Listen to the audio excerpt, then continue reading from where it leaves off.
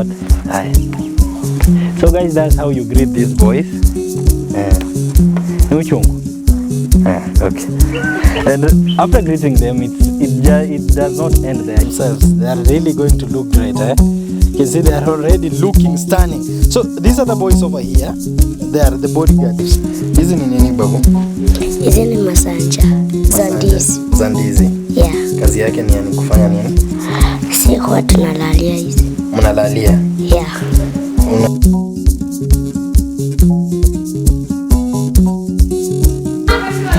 Hello guys, welcome back to Culture Hub TV. Of course, this should be your #1 online TV on matters of cultures and traditions.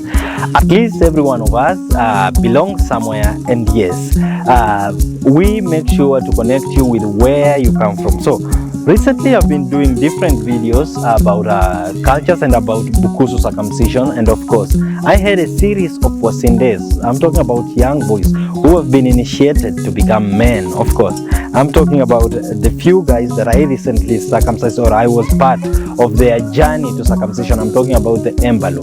And of course, some of you have been asking about the post-circumcision events that take place. And yes, I'm just here to come and visit them, to see how they are doing, to see if there is any more rituals that it's being done, or just their entire lifestyle. You know, we all wish to know how after circumcision, what happens. Of course, they have the mud on their faces. Do they clean themselves, or what happens? How is their healing done? Is it some herbs, some spiritual herbs, or some of you or most of you do not know, and I'm just here to help you learn, to help you know what's happening. And by the way, if you haven't noticed, I'm carrying some eggs on my palm or on my hand. I'm sure you can see them.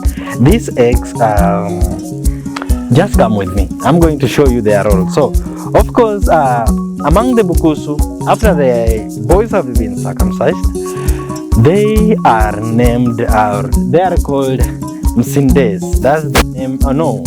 Sorry, they are not called Msinde. Msinde is someone who is yet to be circumcised. Once they are circumcised and they are healing, they are called Mfulu. Wafulu. Wafulu is someone who is nursing their wound after circumcision. So here I'm coming to visit our boys, and yes, just come with me. Let us see what happens with them. Of course, the other day, these boys stood somewhere there and they were cut, and I showed you. But yes, here are our Fulus. You can see they're engaging themselves in some activities. I don't know what they are doing, but as you can see, they are using some rubbers to tie them somewhere, and yes, we'll just find them up. Wewe, habari zenu? Hey, bab. Orie? Ho, kolas? Eh? Manati. Yeah. Manati ni ya kufanyia nini? Kuchapa ndege. Oh. So guys, Babu is making a catapult. I am sure that's how it's called. And he's saying it's for the use, or he's going to use it to hunt birds. Of course, once these people are circumcised, one of the events that they do is they go to hunt. You know, when you have been initiated from a boy to a man, of course, you will always want to do activities that men do. And one of them is hunting. And of course, the birds that they hunt is for their own consumption. So, Babu, nataka kukusalimia. Nanya kukhresia one. Yokhese ndiye? So I was just asking him, or I was just telling him that I want to greet him. And you know what happens with these boys after they are circumcised. You don't greet them by hand, but instead you use this. You can see this is more of a stick, but on top here there's been rubbers have been enhanced, or it has been tied with a lot of rubbers, and so this is the tool that you use them to greet. Remember, I did a previous episode where I was telling you the reason as to why you cannot greet these boys by hand is because we are trying to avoid contamination of bacteria. If in case you have some bacteria by you, germs or whatever, you can transfer it to them, and you know they are nursing their own. So you could be transferring a disease that it could be what? That is not necessary. So this is what you use to greet them. No? Okay, sia unasimama ama kama umekaa tu. Ama bora simama kwa kusalimia, no? Wasalimie nyote. Haya. So guys, that's how you greet these boys. Okay. And after greeting them, it does not end there. You must have some. How is it called? You must have something to give them. Some pleasantries. You know, they are nursing their wound, and of course, they need to eat good. And one of the ways that, by the way, Wafulus eat is by gifts that they are given. So for me, I carried some eggs to just come and give them. Babu hizi ni zako. Alafu hizi ni za Kevo. Ama anaitwa nani? Sami. Sami, nilikuwa nimesahau jina yake. Hizo ni za Sami. So guys, that's what happens. You can see them, they have how they are dressing. These are just lesos. These lesos, you know, they have been cut, so they try to cover themselves with leso, because again, you don't want to wear trouser, because again, trouser can hurt you. So they just have to improvise these lesos or sheets in a way that it cannot hurt them. You can see how creative they are. You can see this one has been meant to look like a shirt, but they're just using a pin. You can see this one, more of a vest, but it's pure leso. So babu, unalala wapi? Nataka leo nataka watu wajue penye unalala, vile unaishi, utuambie penye mchanga yenye ilikuwa kwa kichwa ilienda. Hizo vitu zote leo nataka uniambie. Unasikia? So unalala wapi? Nataka unipeleke kwa nyumba yako pe unalala. Hiyo nani anakushikia mayai? Lydia. Lydia kwa wapi? Mwite tuone. So guys, this is Babu. He's a very young man. Some of you are telling me that he's a young boy and you aren't even sure if he could stand the knife, but here he is. So here is Lydia. Lydia, wewe pia nakugonga na kumwasi, si ndio? Simama nikusalimie. Unajua inafaa nikugonge uchungu kidogo juu kusikia uchungu. No, guys, this is Lydia. While Babu was being circumcised, you would have noticed that there was a girl besides him. Even at the river, while they were smearing mud on him, there was a lady or a girl besides him, and that was Lydia. So the purpose of Lydia is she is principal assistant to Babu. She's the one who cooks for Babu. She's the one who makes sure where Babu sleeps is safe or it's in good shape. Like basically, she's the one who does most of the things for Babu. If Babu needs anything, Lydia will be. She's supposed to be there. Sawa, asante Lydia. Sasa hiyo unaenda unamwekea na Sami pia ni wewe unachukua.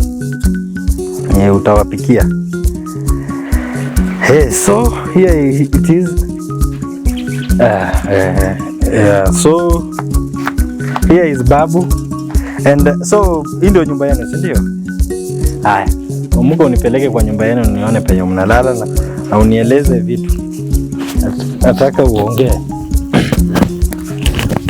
Okay, so guys, here is where our Wafulus stay. And remember, one thing that I told you, or if I did not mention, this is what happens. Once the boys have been cut, once they have been initiated, what happens is they are put into seclusion, you know. Of course, for the Bukusus, it's not 100% seclusion like for Kalenjins or for the Tachoni. No, even Tachonis are not put to that as a kind of seclusion that where you go to the bush, or the Maasais. I want to believe Maasais do that. You go to the bush and you are not allowed to meet people or to engage with anyone, you know. So for the Bukusus, what happens is where you sleep is secluded. Even the food that you eat is not cooked with the other people. Even you need like what happens is everything you use is subjected for your only use. I'm talking about the sufurias, the cooking pot, the plates, where you sleep, what else, everything that you use, even the soap, it is entirely yours. You are secluded to use those stuff. So this house over here is where Babu and his colleague stays. You can see this house is not for everyone. Not everyone is mandated to enter into this house. And one of the things that I was also cautioned is that once you want to enter into this house, you are not even allowed to knock on the door. It is not allowed. We have some set of codes and contacts for you to get into this house. One of them being, once you enter into this house, you are only supposed to come with a gift, you know. There is also some stuffs over here that maybe Babu will tell us, or maybe Lydia will tell us, and I will interpret it for you guys. So just come in so that we can see where Babu sleeps, where. Yes, so Babu, hii ndio nyumba yako sasa. So hii nyumba nimeona kwanza mko watatu, ni nani? Na yeye pia nimeona ako na fandiri. Sami. Yeah. Sami kazi yake ni gani? Kama mtu ametukosea ndiye anafuata tishiki. Kama mtu amewakosea? Yeah. Msichana ama mvulana ama mtu yeyote? Mtu yeyote. Akishika mnampiga? Mtapa. So guys, this is wonderful. So Sami is the namesake of the other guy. Sami is their bodyguard. In short, that's what he's trying to tell me. Sami is their bodyguard. If in case someone messes with them, Sami is mandated to run, catch that person or put that person on hold. Then them themselves will go and do justice for that guy. So here is their bed. Of course, since they are sick, we don't expect them to sleep on bed. So what we rely on is a mat put on the ground where they cannot fail. Sometimes we can sleep at a point that we can even forget ourselves. So with this, there is no falling from bed. But one thing I am interested in is I'm seeing some dried banana leaves over here, and I want to know the role of these dry banana leaves. Hizi ni nini babu? Hizi ni masanja za ndizi. Yeah. Kazi yake ni kufanya nini? Sikuwa tunalalia hizi. Mnalalia? Yeah. Unaweka kwa kichwa kama pillow ama unatandika chini? Natandika chini. Oh, so guys, it seems like the mattress is just for their rest, but where they now sleep is this masanja, as he has said, the banana leaves. And of course, niko hapa hivi na Lydia. I have Lydia kuja usimame na sisi hapa. Here is Lydia, the prime assistant to Babu and Sami. And of course, Lydia, she's the mother, or she's, how should I put it? Like, she's the caretaker of this house. She's mandated to make sure that the house is clean and some other duties, but I will want her to tell her herself. Sasa Lydia, hii ni nyumba ya kina Babu, si ndio? Wewe ndio unachunga Babu. Nataka uniambie masharti gani ndio wamekea Babu? Babu hafai kufanya nini wakati gani? Nilikuwa naambiwa kuna masharti. Babu hafai kwenda jikoni kama mimi napiga. Alafu mtu hawezi piga hodi kama babu wako kwa nyumba. Akipiga hodi nini wanafanya? Tunampika fine. Fine ya nini? Anaweza toa mayai au pesa. Yeah. So guys, remember I told you, and you see Lydia is very smart and sharp. I think anyone would want to have someone like Lydia, eh? Because okay, she's just trying to say that one of the things is that no one is supposed to knock at the door, by the door, if Babu is inside. And when you do that, of course, you will incur a cost. It is for a cost. You have to pay for that. It's a fine of eggs or cash. Remember I told you the eggs or cash are the ones that is expected to feed the Wafulu, the initiates. Those are the amount that you are fined, or what you bring is what is used for their feeding. Umesema mtu hafai kubisha mlango. Yeah. Alafu Babu hafai kukuja kwa jikoni. Yeah. Ukipika na akikuja naweza mpika fine kwa sababu alimkataza. Alafu hiyo fine sasa hiyo ni yako. Yeah. Hiyo huwezi tena kutumia kumnunulia chakula, hiyo ni yako. Yeah. Na Babu kwanza alipewa zawadi. Alikugawia? Yeah. Nafala nikawia nusu yake. Alikupea nusu? Yeah. Kumbe ni tajiri. Na sasa ng'ombe na kondoo pia anakupea moja ama? Hizo alijiwekea hizo. Aya, kitu kingine gani uliambiwa yenye inafaa masharti yenye wamekea babu? Mimi na babu tufai kupigana wala kukombana. Na uliambiwa pengine babu akitoka nje achelewe, nini inafanyika? Naeka ufagia kwa mlango, au kama alieka rungi yake naeka kwa mlango, na akikuja na mpika fine na. Hii kumwasi? Yeah. Unaweza ukaiweka kwa mlango? Yeah. Hiyo sasa ukiweka kwa mlango babu hafai kuingia? Yeah, anasimama nje. Hata mvua ikinyesha? Yeah, anasimama nje aje atoe fine. Sasa babu unatembeanga na nini? Na pesa kwa mfuko, kwa kibeti yako? Juu akikuwekea nje sasa utaingiaje? Natembeanga na pesa. Unatembea na pesa kidogo kwa mfuko? Yeah. Kuna siku umefanya makosa akakufanya? Yeah. Mara ngapi? Mara moja. Lidia, kumbe umeshakula kwa pesa ya mfuko. Ndio mgonjwa ndio umeshakula pesa. Alikupatia nini? Alinipatia pesa. Kaenda ukakula mandazi. Na sasa chakula ya Mfulu unapika saa ngapi? Saa ngapi? Masaa ya Mfulu kukula ni saa ngapi na saa ngapi? Asubuhi hivyo naamka, anafaa kunywa chai. Na hiyo chai lazima ikuwe na escort. Alafu lunch saa 6 isikupate kama hujapika. Saa 6 isikupate kama hujapika. Cha nione masaa yetu bure ni fine, unajua hivi huko natupatia tu saa hii. Masaa 6 isipike kama hujakula alafu jioni saa 12 ameshakula. Hakuwa amekula. Yeah. Alafu watu wenye wanaingia pia wewe ndio unawachunga. Mtu akiingia kama hafai kuingia, kama si baba, si babu, si wewe, si rafiki wenye wametahiri, unawapiga fine pia ama hiyo? Yeah, au anapigwa fine. Anapigwa fine. Yeah. So guys, this is interesting, huh? I am amazed by what happens over here. One thing that I love is the rules, because all these rules are not meant to victimize anyone, but it's for their own good. Like say now Lydia and Babu, one of the things that they were told is that they cannot fight each other, meaning these are part of the things that is helping them to, or it enhances the community, that growing up you just you learn, or you just know growing up you are not supposed at any point to come into conflict with your brother. And you see, that's a good thing. This is one way of making sure that they embrace the brother and sister love, Another thing that she has talked about is her being on time, because she has mentioned the issue of eating and timing. Babu is supposed to eat on time. That's what she has said. There are specific hours, like say if it's lunch, it's not supposed to be past noon. Once Babu wakes up in the morning, his breakfast must be ready. And again, dinner or supper should not be past 6.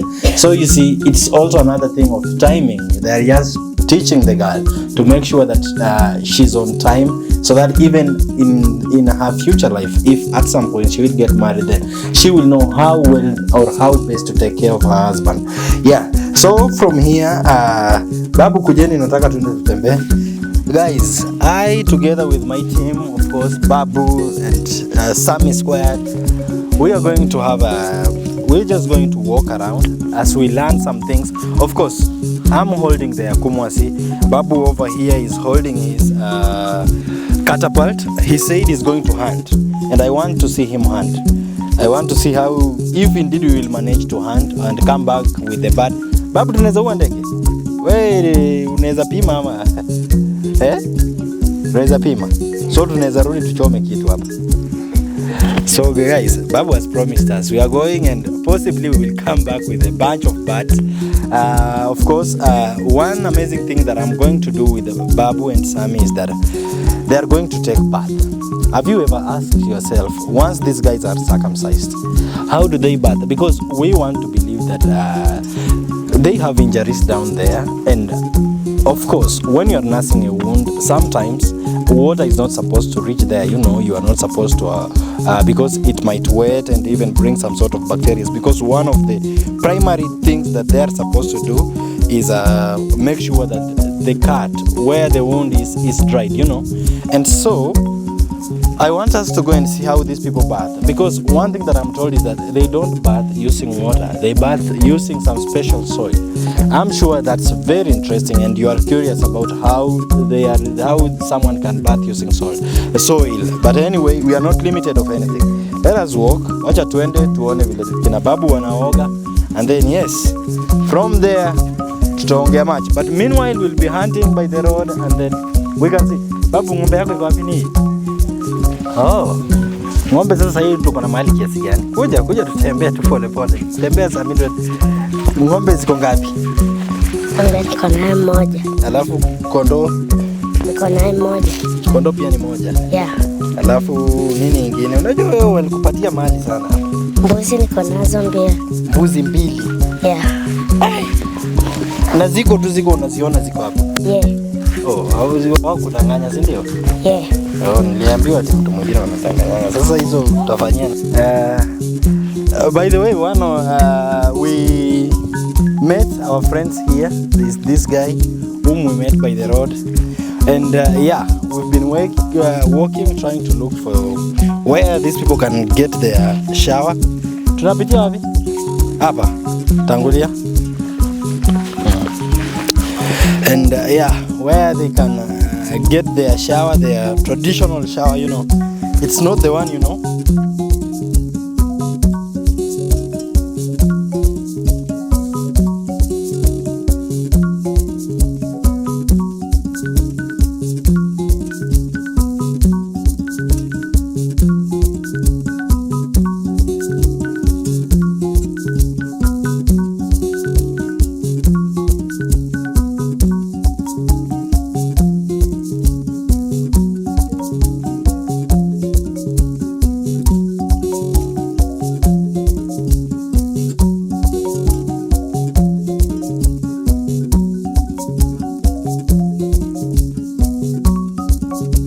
Here we go. It's in the bush where they can get to wash themselves. And here we are. Here is our big bathroom. We're gonna have a look. Here is where these people are going to clean themselves. Umesema ni hapa?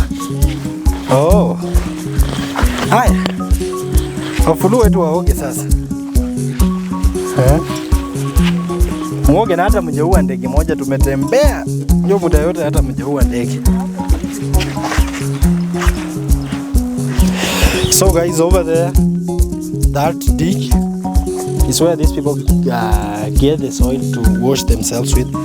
I honestly don't know the right name of this soil. I have been doing some research. I've been trying to I found some names, but unfortunately it's not the right names. But if you are there and you happen to know the name of this soil, kindly let me know in the comment section, because this soil does wonders. What it does, it is wonders. You can see their bodyguards are the one doing the collection of the soil from that point, and then they themselves are now doing the cleaning.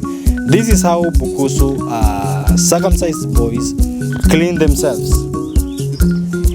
This soil is somehow special in its own way, because it's not like it is a belief. No, it is the reality. This soil cleans yourself, and I have happened to see some of the ladies do their skin therapy using this soil, because once it touches your skin or it comes in contact with your skin and you keep rubbing, it removes all the dirt attached to your skin. And so with them, they are doing the rubbing. It cleans. They are using it to clean themselves. And one of the good things is that they will let the soil dry on themselves, stick on their bodies, and it will take them like 3 days before they can again get another round or another bath. So just be patient, wait and see how these boys they will be looking after their bath. Of course, we expect some sort of cleanliness, and here we are going to find one. So yes, let them clean themselves. Mjioshe vizuri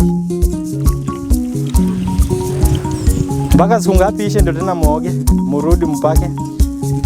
siku 3. Yeah, so they have to wash themselves well to make sure they smear the mud on their bodies well.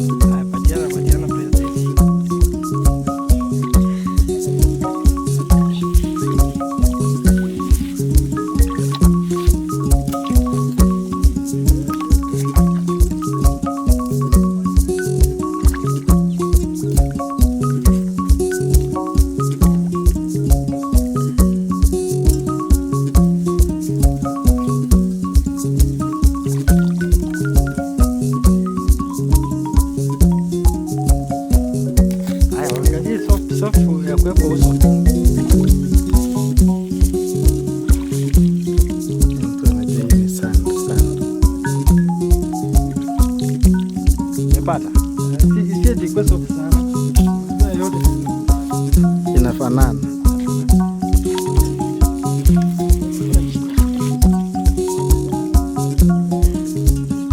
Na hii hapa si mtumi. Hii yenye dano umeshika.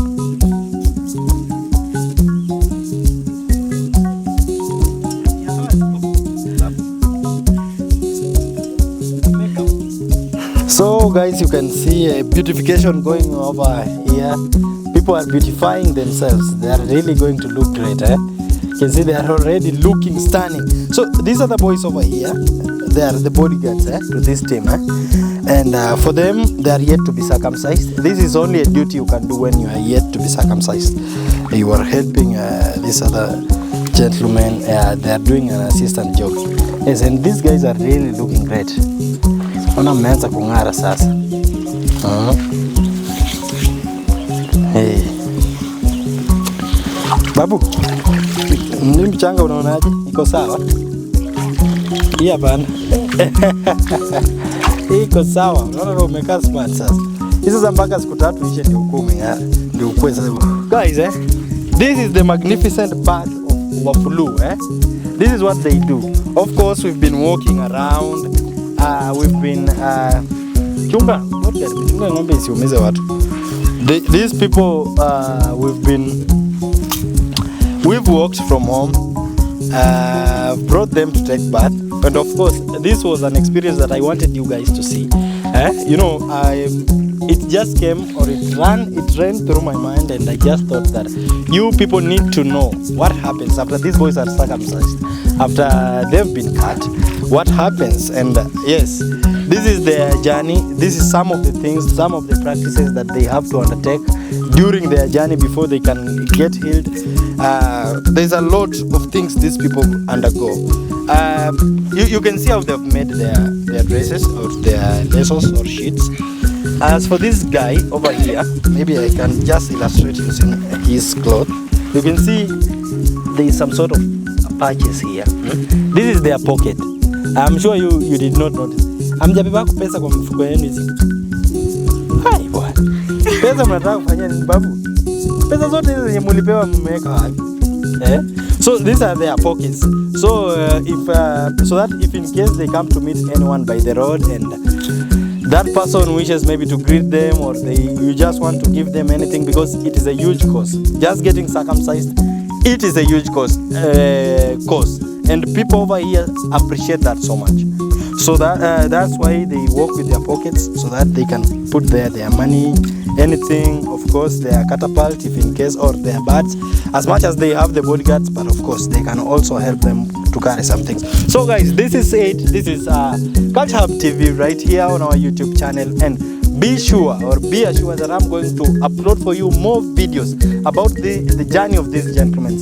In fact, I'm going to use them for the entire period to illustrate for you guys whatever is going to happen. We have a series, or we have an episode where they are going to meet with their circumciser, and he will be talking to them, he will advise them, he will tell them stuff concerning